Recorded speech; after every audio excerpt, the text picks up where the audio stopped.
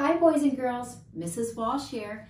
Today in art we're going to talk about patterns. Now you might say, why are we talking about patterns?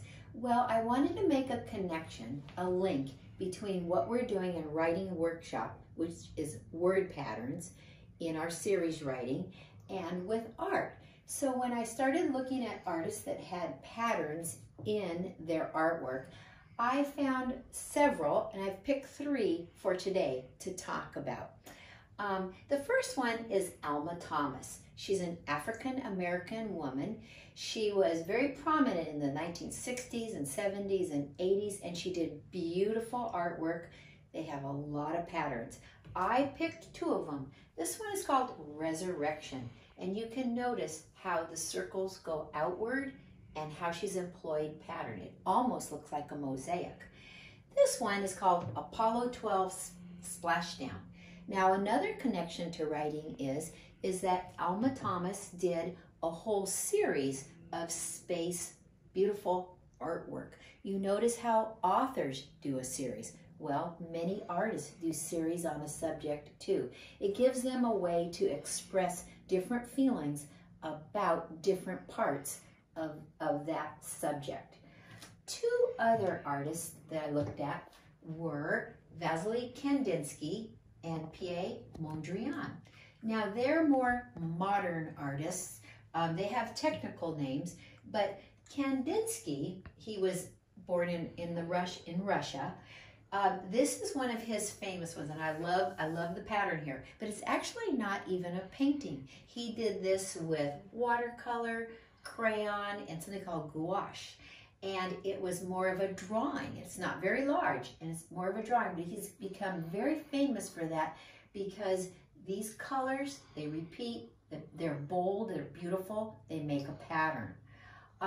Pierre Mondrian, he came from Europe. He moved to the United States in the 40s, and he was amazed by what he saw in New York City, the energy, and he also liked the jazz. So this is called Broadway Boogie Woogie, and you notice how the patterns repeat.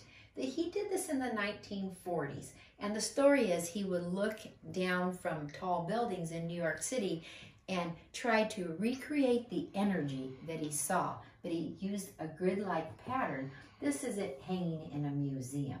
So you see pattern, pattern, pattern, pattern. You see repetition. Now another connection here is in nature. In nature, you will see beautiful patterns. Look at the succulent. Look at this little pine cone. I found it on a walk. Beautiful pattern.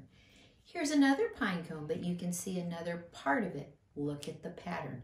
If you start looking for patterns in everything, you will find them repeating.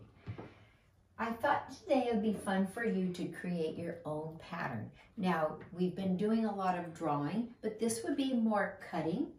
I started to create a pattern here just to give you an idea, but you can create your own. I just took a piece of white paper. I took 2 colors only for right now, but you can do what you want. I cut them into squares, and then I could cut the squares into fourths. So there's a little math connection too. I started putting the squares down in alternating colors and then alternating the inside square. So I went from large to squares to the little fourths, and I started to create a pattern. Now, I did not finish this. It would probably go all the way around. I could go across. I could also draw something in the middle, or I could put a different pattern in the middle. Another idea for you, you could just take the same thing, and instead of having your square go like this, you can turn it into your diamond pattern. It makes a very interesting artwork. So today, boys and girls, we're talking about patterns. I hope you create your own artwork with some patterns in it. Remember, great artists often had patterns in their work, and great writers have patterns with their words. See you next time, boys and girls. Bye-bye.